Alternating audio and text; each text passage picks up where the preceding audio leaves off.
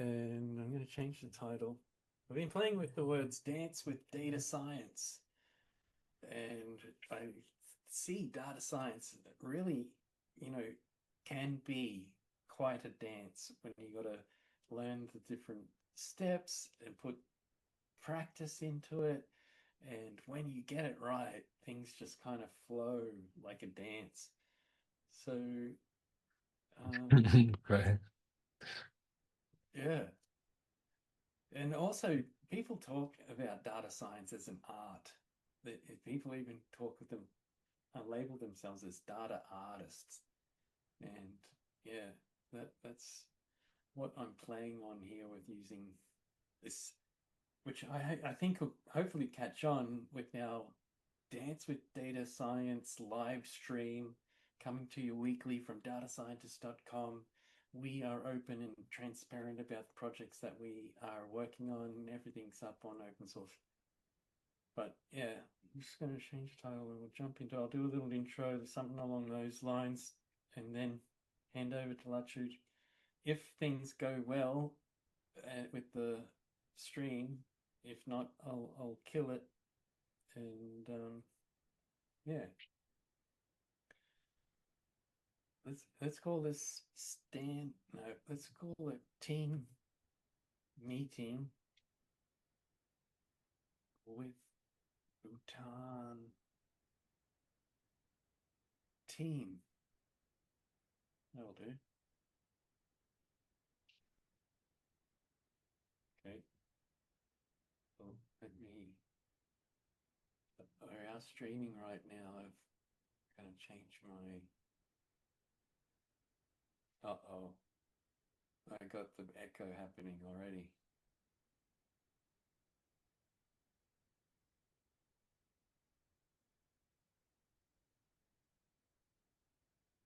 Okay. I'm not going to bother with this. I got to figure out. It's something to do with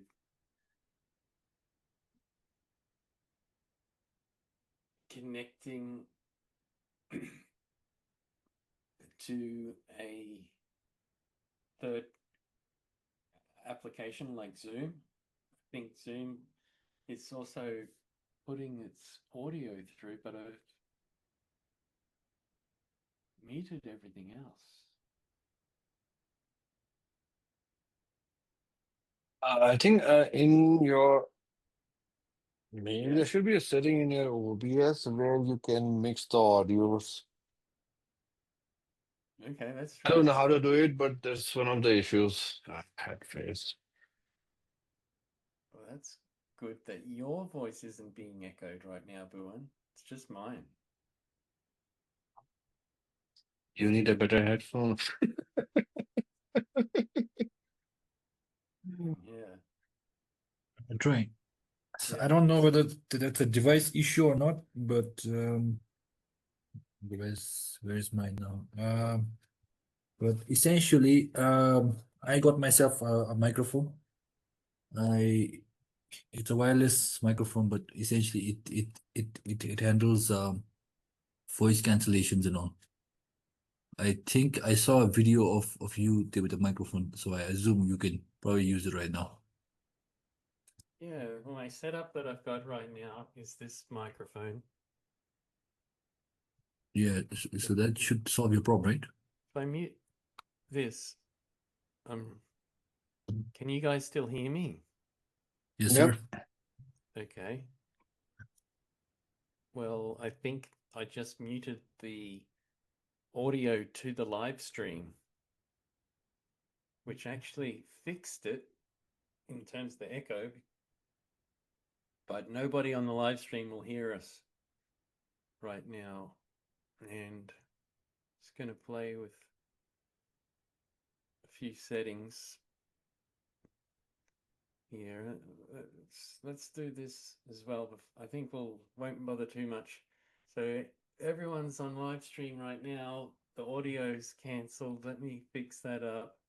Go back to here. I'm gonna open up the audio once more and just if everyone who can or wants to, say hello to Twitch and the live streaming. We are live, and I'm going to sort out the echo issue, look into what's going wrong there, but we'll be back for another trial later. So I'm going to stop this.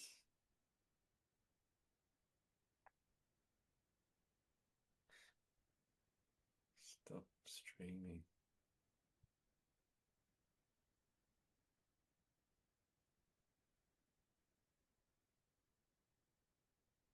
Okay.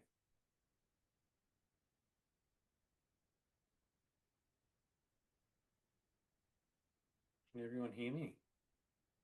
Yep. Okay. Yeah, thanks for your patience on that. I've still got some debugging and trials to do there, sort that out. But I want to do more live streaming and get, not just for the purpose of getting followers, but people interested in what we're doing here. I want to keep it quite transparent and show the progress more than the output, rather than just saying, hey, here's the system, come and use it. Showing the journey there is really, I think, valuable, if not more valuable than the outcome in itself. So I'm doing a little more. I've got a friend, actually, Eric Lee. I don't know if you guys have ever met him. He's got some staff in Bhutan, some interns, he was saying. He was associated with Fab Lab, and his company, something fruit, what was it? His company is called, oops, Refruit, REFRUIT.com. So he's got a small IT consulting company. He's in Singapore, and we were just chatting today about teaming up and doing more together, and yeah, spreading the word and doing streaming. So live streaming on the journey.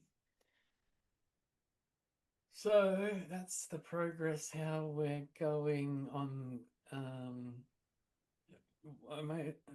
Also with the group, we're still getting about 15 requests per day, and we will hit that 200,000 probably in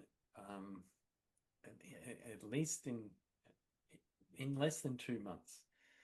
So I want to have this kind of a deadline for us to have something to show and say, not only as we show the journey, but on that milestone of hitting 200,000 members, we will be doing a soft launch of whatever we do, whether that is deploying it over to GitHub or making something available online. And yeah, just using that as more of a promotional tool.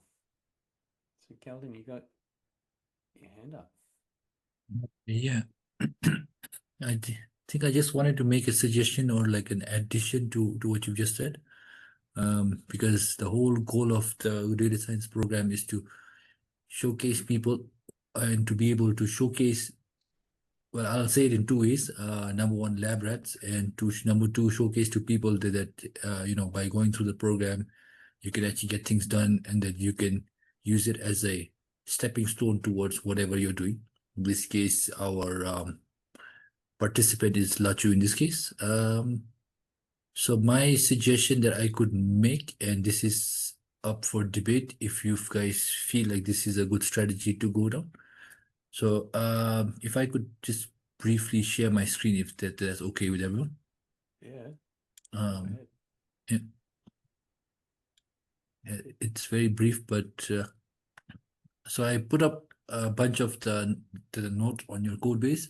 Essentially, so what we could do is we could write down a markdown file for all of your code bases, and then right now it's all been mapped out. I haven't looked through each of the codes specifically, so I can't think. This is something I think I should because I have a part-time commitment to this. I could do bits and bits in here and there.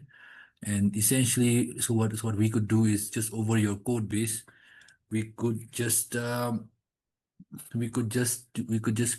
get Lachu to pretty much update and send his part of the notes to me, either as a pull request every day to the work that he does, and then essentially I could just review it quickly and see, okay, is this syncing towards the total README file, and would someone who looks at this, would they be able to say, okay, the work that they've done, it makes sense. Here's the steps. This is where you go. Oh, I'm lost here. And then we could attach all of your live streaming to each part of the component, and then we attach them to each of to the overall markdown. So we say, oh, this is the markdown. If you want to know this part of the system, just go to the next folder. The user will, so we'll have a markdown file here. So let's just say read. Sorry, my thing is not working. Sorry. Readme.md, and they essentially have the instructions here, and then they will route to whichever part of the system. Then essentially we could actually do whenever we do a sprint review, we could look through each of these parts and say, okay, which part of the system is required and which part of the system is not required. I could take charge of the reviewing part.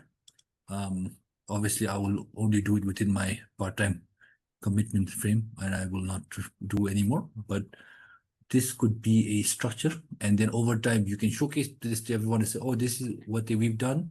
And that essentially, if we have a sprint review video of this, then essentially we can see the journey of what Lachu has gone through, all the system that he's built, which part he's been burnt with, and that you can towards the end of your program, you can show it as a 5-minute video. Oh, this is how Lachu started, anything. So Yeah. and for anyone who's thinking, they will see all the Git commits, and then so basically, so there's no way to lie about that. I can't make up that, oh, I committed code 1 year ago if actually I never did. Exactly. Yeah, well, in that case, we probably should just go and set up the project under GitHub, and that way I think all the commits will be more viewable. And yeah, it doesn't matter if we don't have a working system. So I'll do that tonight, or by tomorrow. There'll be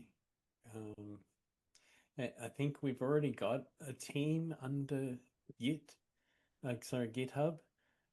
It's from way back that Kelden and Buan are a part of. So Lachu, do you have a GitHub account? If so, just Yeah. share. Yeah, great. Share that with me. I'll add you to the development team, and then give that development team access to the project on GitHub. Okay, sounds great. But it's just a suggestion. We don't have to migrate from Planio if actually, so you're still comfortable there. I mean, I can still add the README directly there also if you want. Yeah, so I think we'll do it in parallel. So sometimes more whenever Lachu wants, even like twice or 3 times a day, he can push to Planio. And yeah, I'm not sure how the pull requests happen in Planio. That might just be something that comes when we go to GitHub. Maybe for now, because you have other things to worry about, and you have your wife to worry about. Why don't we just follow the flow that we do right now? I'll put the README file into Git, and then once you're free next 1 or 2 weeks, then in the next sprint we can add it to the GitHub flow, and then Sure. I'll make Lachu start pulling up pull requests every time he makes a thing. So most of his pull requests will be closed because his daily commits will not amount to much normally. But within the 2-3 days that he works, one of those pull requests will be good enough to merge. Yep. Okay. So I can take charge of that once you get back from the thing if you want. But also, like I said, only within my part-time commitment. No Mhm. worries. Okay, so yeah, let's get into the review from Lachu, how he's been going since last meeting. And I also, before he does, I want to mention I've just created a task with the Rapid API details. So actually, we have another repo on on Planio, which is a Git repo that has all the Rapid API code as Java code. So we can start actually getting a full circle. So I'm taking a bit of Lachu's demo here, but he has already created a little tool that represents stations data entry. So now that we've got data coming in terms of use of LinkedIn profiles, we can take that new profile, scrape it, store the JSON, clean the JSON into a simplified JSON, upload it into a Postgre database with a GraphQL API interface, and the, the future is ours in terms of how we want to display that and give access to other people to play with that. But yeah, we want to just start simple, like we've got that little demo, just a pie graph, and put in a keyword and it searches and finds. So over to you, Lachu. How's it? So hello everyone. Let me share you my screen.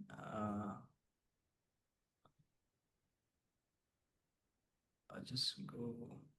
So can you guys see my screen? Yep.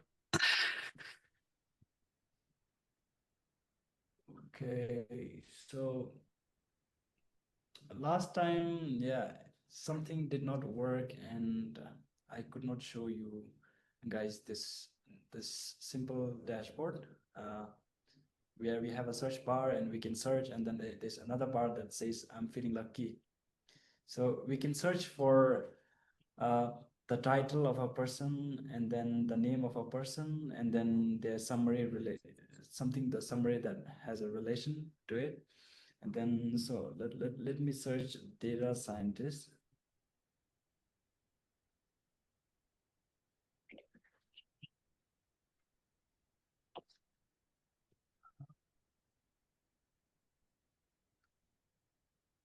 No one's calling them the plural. Yeah, so when we search for a data scientist and then we can filter out. So if you wanted to just see them, I think it just groups them into certain titles. What's the yellow? I mean, in the orange. This one, Lead data scientist, senior data scientist, and data scientist. So they're the three. Okay. yeah. And then, oh yeah, there's a key down there we can't see, but and then if you just click on I'm feeling lucky, so Troy just suggested me to put this button, and then when I just click here, the first LinkedIn profile should be opened. So when I just click here,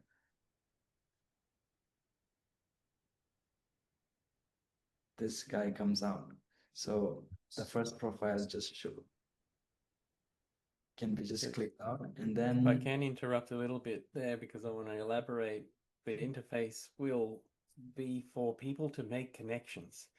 And if you want to connect with someone, you could write a story like I'm a data scientist in Brisbane right now. I'm looking for data scientists that have high level of data engineering experience and work in the industry of health. Then you can either search and it'll give you a list, or I'm feeling lucky, and boom, the person that is most relevant pops up and you can connect. yeah. So yeah, back to you. That's all for this dashboard. So In the last few days, I just worked maybe from Monday, yeah, yesterday and today. So this is for the Diction's the data entry. So when someone joins data scientist community, so she approves them and then she just collects the profile URL, their title and the company, and then their gender, and then she puts it in Google form. So instead of that one, we can just Is that the Google form you've got open on one of your tabs? I can see kind of in the middle. this one. Yeah, can you show? Yeah, this is the one. So this is what Dachin currently uses. It's gone.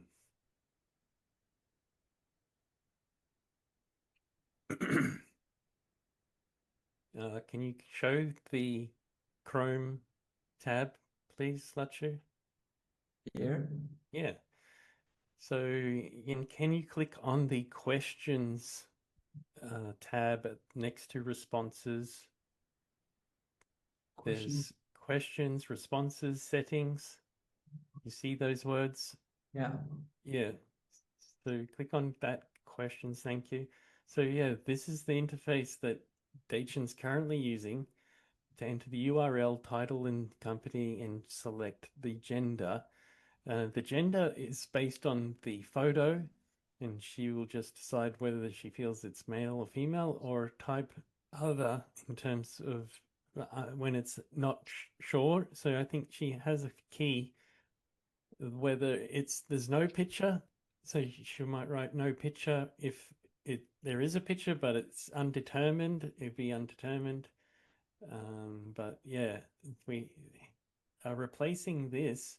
As you can see, we've hit over 50,000 records, and it's going beyond the capability of Google Forms here.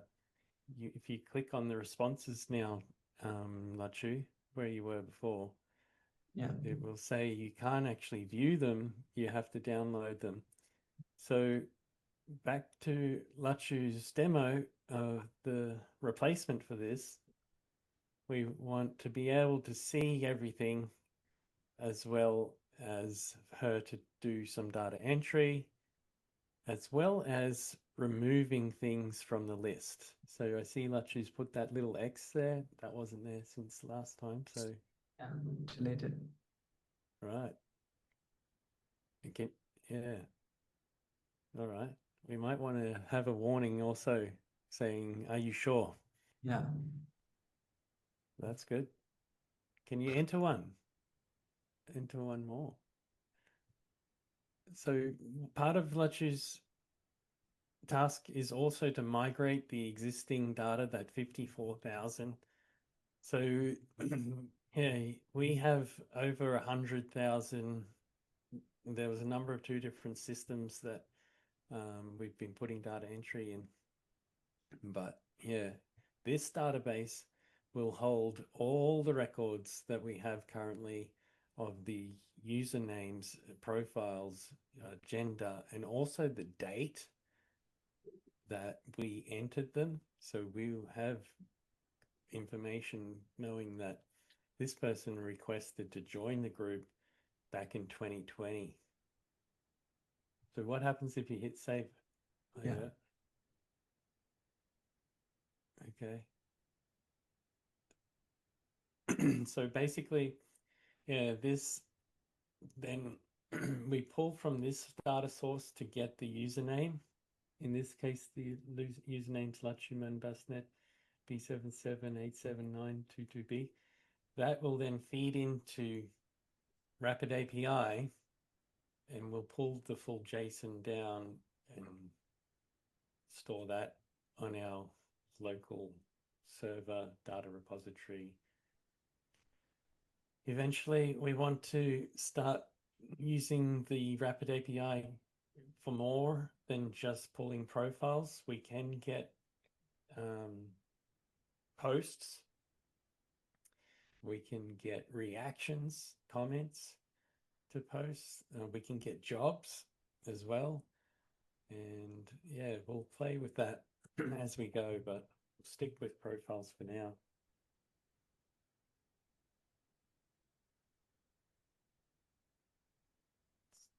Okay. What else? Yeah, that's all.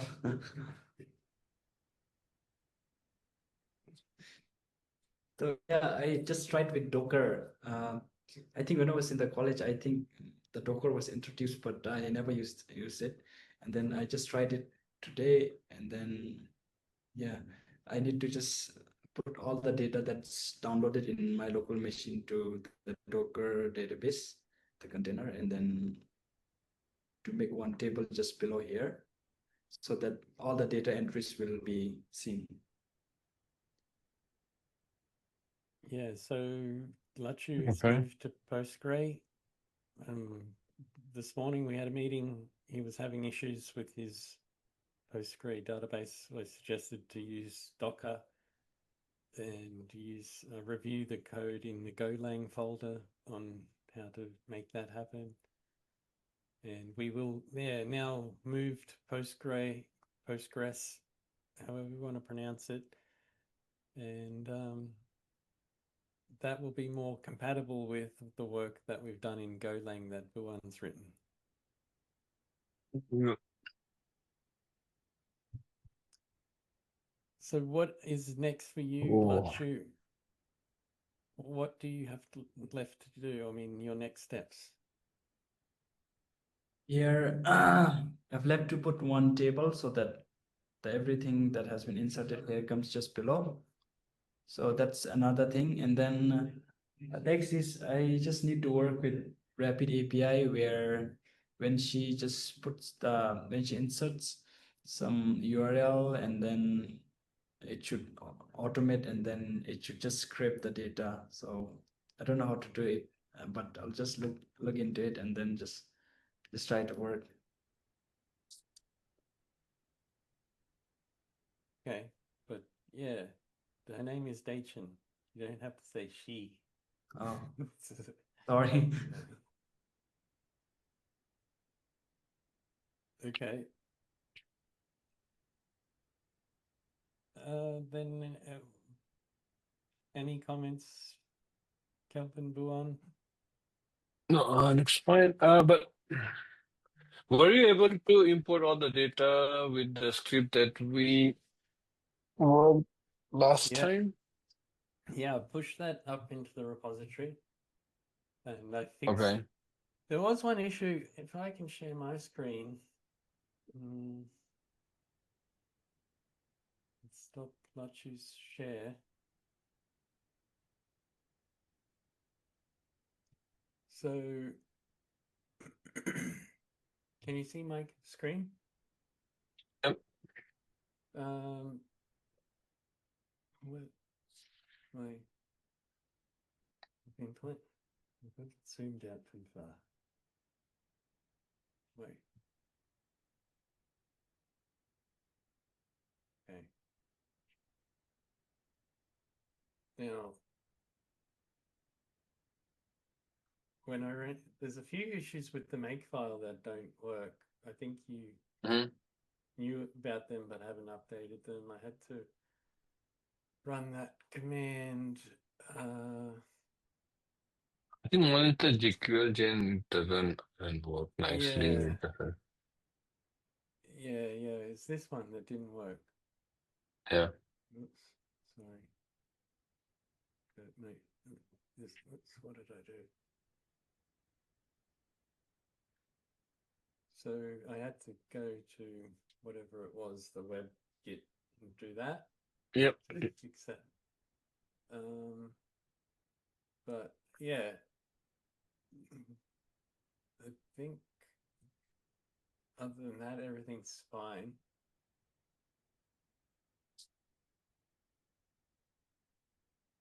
But All would right. be good to do a walkthrough with everybody.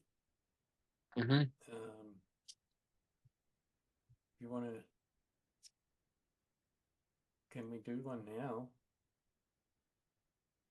Right, we can do a quick one right now.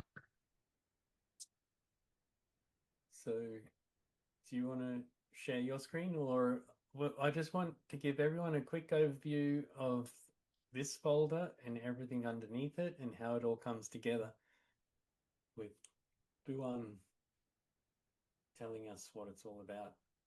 All right. Do you want to share your screen or do you want to walk Yep. me through it? Okay, I'll stop share.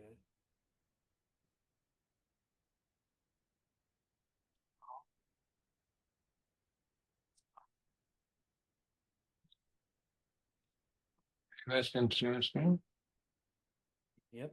Do I move this guy? Yeah. All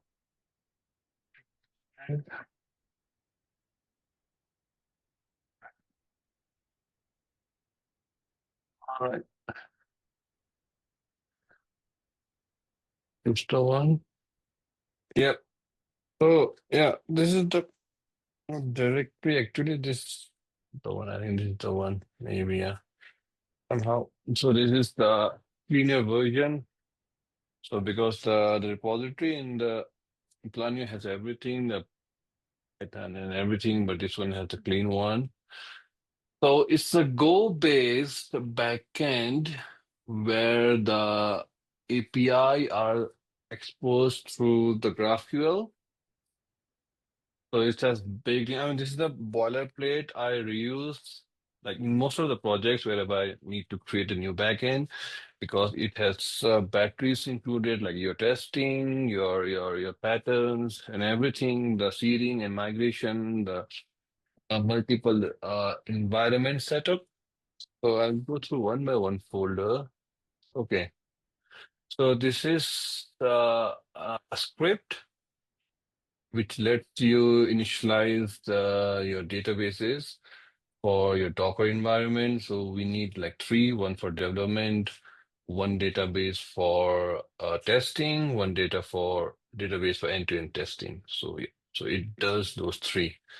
So I can actually do it that later. So it doesn't do anything. It just copies the data, which is in our Docker, Postgres data, SQL. So one is for end-to-end, one is for sorry, the one is end-to-end, one is for your normal development, and one is for your testing. So it copies that to a Docker container and executes that script, which will create that database for you. So yeah, so one of the things we have to like, you should always aim for is try to automate things as much as you can.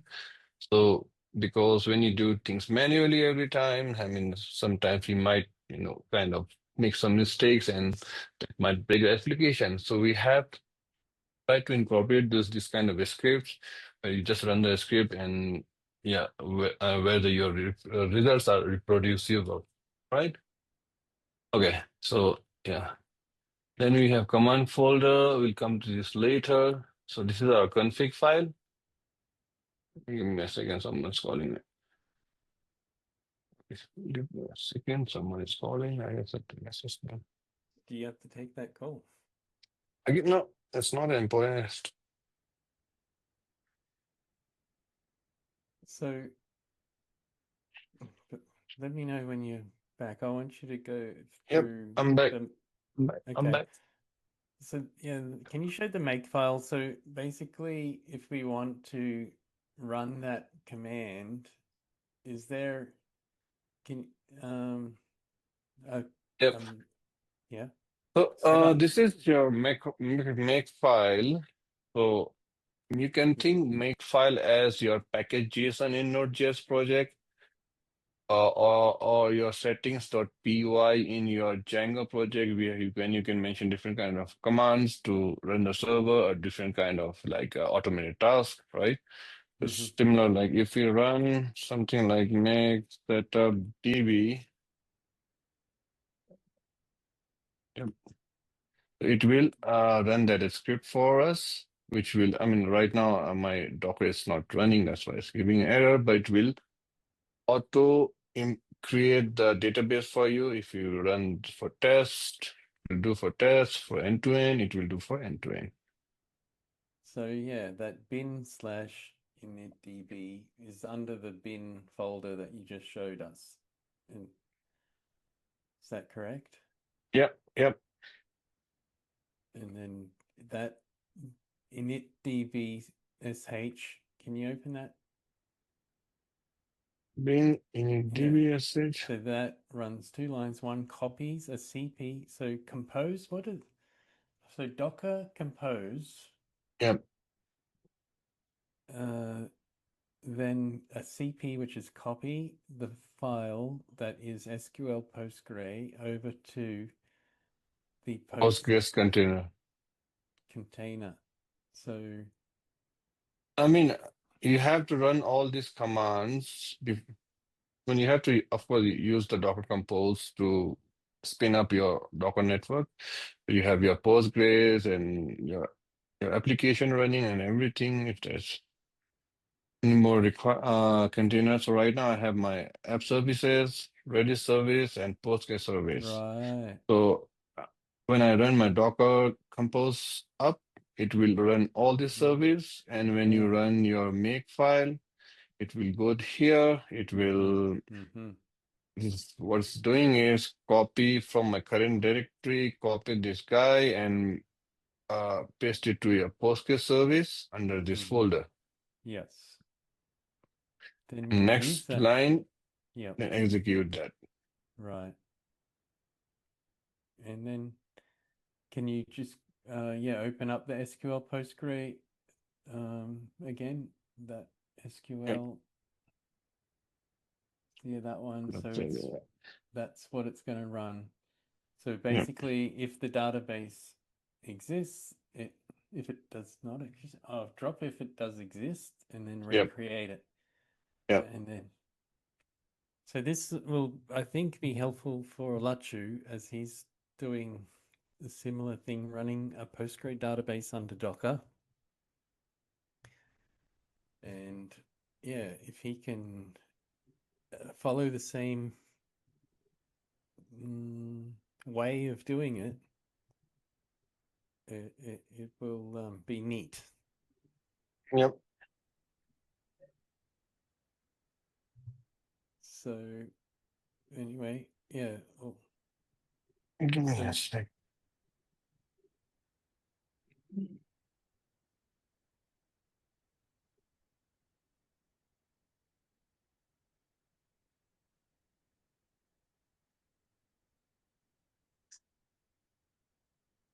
so how did you do yours, Lachu? How did you set up Docker with the Postgre database? Do you want me to share the screen? Yeah.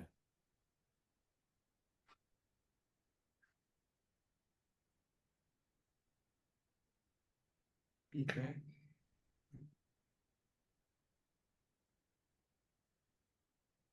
Can you see my screen? Yeah. Yeah.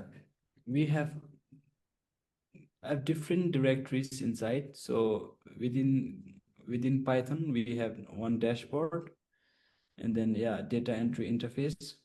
So I've connected Docker with only this one directory. So I created one Docker file. Then I put all the codes to, how to run it, where to go, and then to copy. And Can you open then, the YAML, the Docker Compose YAML, that Docker Compose YML? That YAML contains all the. So you're just calling it DB, and so you got DB image Postgre, okay, and that port, okay, and then you call it web. So yeah, just to get the naming convention a little more consistent with Buans, you might want to call it Postgre instead of DB, and then follow that sort of architecture. So can you go to Golang folder and then open the Docker Compose YML, that one. Oh yeah. So you can compare yours with his, and then kind of follow his lead in how you do it. Yeah. Okay, but that's good. Yeah.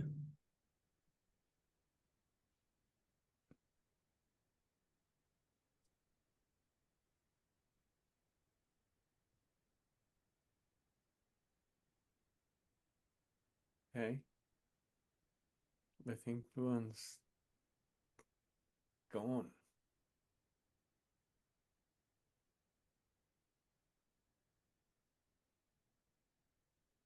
But I'm here. okay. Do you want to just quickly go through the others overview, and then we'll take questions from Lachu and Kelden if they have any, and then Okay. wrap up the call. All right. So this part is more like setting up your developer environment. So yeah, it's all there in the README file So where you that's, can see all the most of the I, things. I might have missed one or yeah, I two was going to steps. say that. There's some things I followed that didn't quite come together. But I mean, yeah. And when we fix the new repo in GitHub, so I'll make sure that it's up to date. Huh. All right. Then that's that. Then we have config. So I mean, there are multiple ways to manage the configuration, like directly from the environment variables, or use something like YML file. My preference is like from the YML file. So that's why I use YML file for all my environment file configuration. So we use something known as Viper. Viper is kind of like a full library to manage all your configurations. okay, can you compare the config.go with the config.yml? What's the difference there? No, config.go is your package which will manage your YML files. Okay. Mm. So can you open config.yml? What's that one? Oh, okay. It's just the configuration file, like what is the app environment, what's the database configuration. I mean, it's a very basic one, but yeah, depending on the project, you have certain more fields, or the structures might change. Yep. I mean, in YML, like if you directly use the environment variables like we have in Node and everything, all other projects, you can't have a structure like this where you have like a kind of hierarchy where it's like you mentioned, okay, this is my database. Inside database, I need to have this. You can't have that. You directly have to use a string. So, but if you use YML, it gives you this kind of flexibility where things become a bit easier to manage. Like, for example, this is we have just have one module, right? It's not that's not in a module, right? And we only have one database. In other projects that I have worked, we have like 12 modules, and every module have their own database configuration, right? So in that case, it becomes very hard to do things like, directly use the environment variable. So that's why we have something like this. I mean, I can show you an example. If you go here,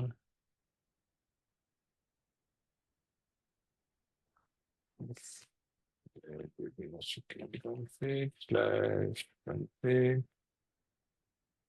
Is this NeoVim? Yep, big X. Why does it say iTerm2 and TM up? Oh, okay. Item is like it's a program that lets us do more things instead of regular terminal program that we have in a MacBook. So Tmux X a program that lets you manage multiple windows inside the terminal. Mm-hmm.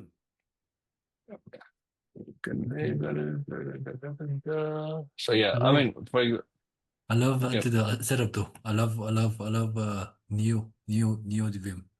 Only problem is the API tokens whenever they use Claude or something is too expensive. Yeah, I mean, I don't use that. It is true. Yeah. So I mean, yeah, for example, like we have modules, for each module we have different database, right? So yeah, things like this becomes Oh much yeah. more easier to manage when you use config YML a file to manage your environment variables. Mm-hmm. So yeah, that's why I mean, if you want, you can guys can go with normal ENV management. That's it. Yep. So yeah. By the way, So mhm. on Kelden's comment, you know, Bill, and how we were doing that pair programming and I was just hitting tab and it was Mhm. auto completing. That was because I installed DeepSeek. I downloaded DeepSeek and I connected it with Continue in VS Code, Mhm. and it's auto generating that code for free, no cost. Yeah, Yeah. yeah. Um, I personally don't really use DeepSeek for programming because it's not really trained for it. Well, Obviously there's you can, but DeepSeek code. DeepSeek code. uh, yeah, I guess in the end everything it just depends on like how they use it. I tried to use it only for ideation and thing, but in the end I always write the code myself. Mm-hmm. Did yeah. There's uh, the DeepSeek code is more in line with coding, but um, it worked sweetly for me. And it's I knew, you know, it will make mistakes, and it did even that day we were doing it. It kind of, so I was hitting tab so quickly, it forgot where I was up to. Yeah. But for a cheap version or with an AI assisted coding or vibe coding, if you want to call it that, VS Code with Continue and DeepSeek Code is an I mean, yeah, worked for you me. can do that in your Vim also. You just have to find the right plugins and install it. If not, then you can create your own plugins and kind of like I have my own new Vim setup, so I can share the GitHub repo for you guys can have a look. So you can connect that to DeepSeek Code as well. Should be there.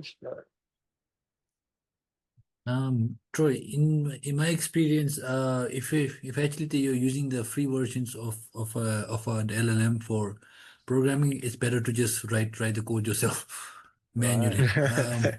In most cases, I would only use Claude for certain cases, and open the AI I would only use for certain config files like example GitHub Actions and those kind of things. I wouldn't even bother because the amount of garbage code it generates, you'll have to spend more time correcting the code than actually just writing it yourself. Mm-hmm. Yeah. Well, that's what happens with AI in general. The more you use it, the more you realize how no good it is, how Yeah, limited it is. it's Yep. basically a template. It's basically a template machine at best right now. Mm-hmm. Someone I know at the Open Mind is actually working on this right now. It's called openmind.org, and they're trying to work on something to receive information. I think if something comes through there, then I can see LLMs being useful. But for now, I would say they are a Mickey Mouse solution at best. Mm-hmm. All right. Okay. So yeah. Yeah, I mean, yeah, you guess there's a bit of steep learning curve with new team, but once there's there, I mean, Once, cool. so once people go new Vim, did they never go back home one? Yep, yep. I mean, yeah, you can have a look. So this window. I mean, this session, this teamwork session, I have like this window, and this window, right? So I have 3 windows just for this session.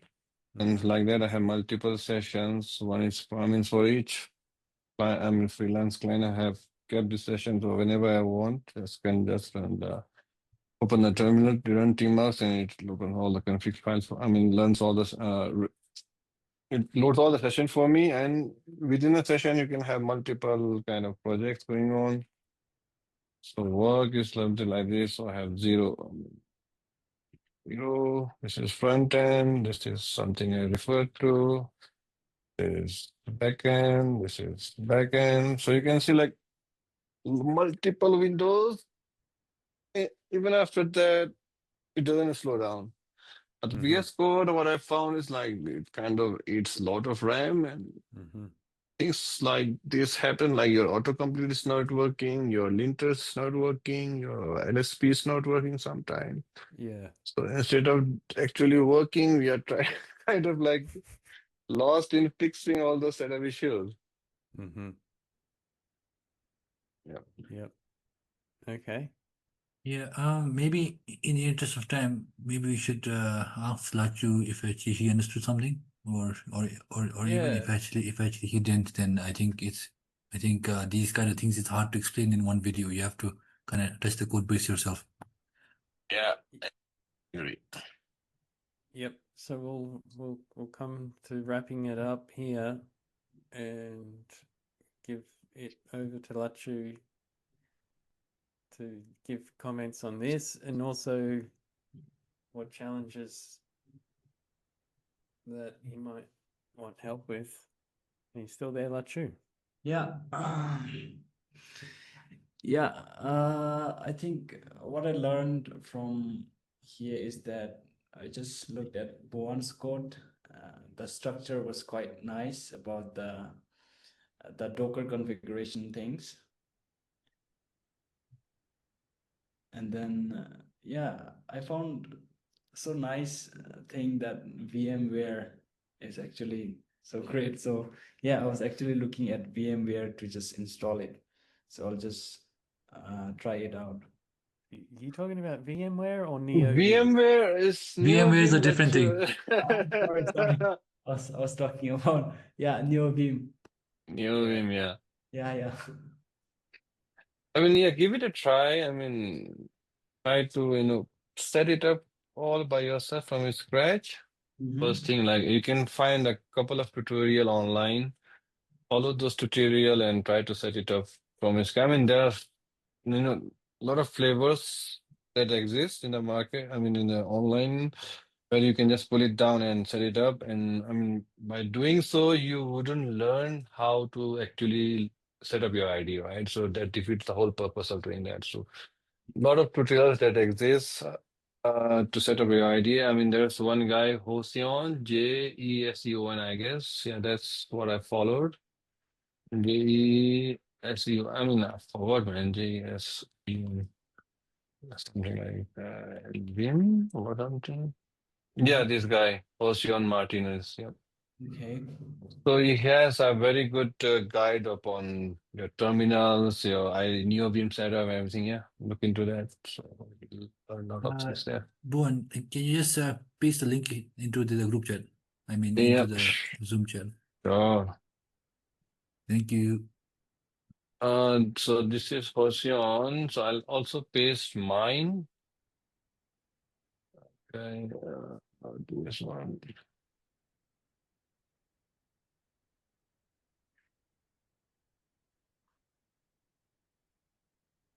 For charge NeoBeam, I think this is mine.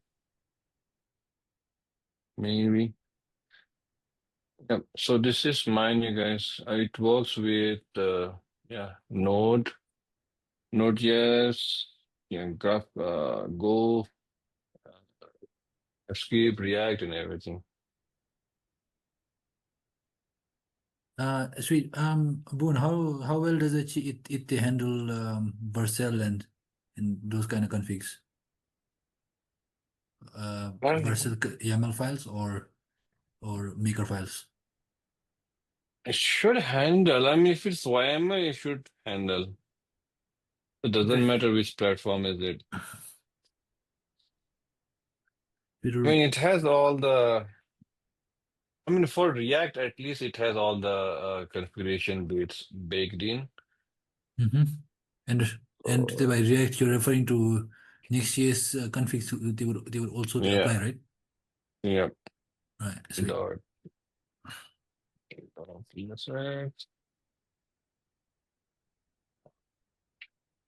So, I mean, you can have the estimates configured yourself also. Like, if you want to create a functional component or things. I mean, all those things are there. Sweet. Have a look. Thanks, Bon. Yep.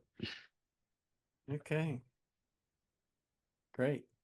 So yeah, I might take this recording and make it available as well, just on YouTube, and Yep. then we'll sort out the streaming issues later. But yeah, these are the things that we want to create more opportunities for in the group, for people to come together, collaborate, share methods of how they do things. Yeah, tips and tricks around IDEs and getting the most out of the latest technologies. So it's a great example of what we want to enable for the group members. Thanks everyone for the great call, and we'll finish it up here.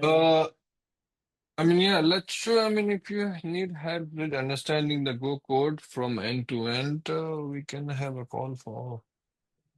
Yeah. But for I would suggest to at least learn the basics of Go. Yep. Well, that was one of the things when I was using the autocomplete. It was like I didn't learn as much as if I had to write it out myself, but it got, yeah. Finding the balance between autocomplete through an AI and doing it yourself is a tricky thing to do. But I think, talking directly to Lachu, you got to ease off on the AI a bit. Yep. Back to basics. Yeah. Yeah. Okay. Thanks, everyone. Sweet. Yeah, I'll coordinate it with Lachu for the next 3 days. I'll message him separately. And Troy, good luck, man. Thank you. And All right. all right, Bon. Yeah. Say hi to Leila. I mean, I hope she recovers soon. Thanks. Yep. Thanks, guys. Thanks, guys. Bye. All right, Bon. Bye. Bye. Cheerio.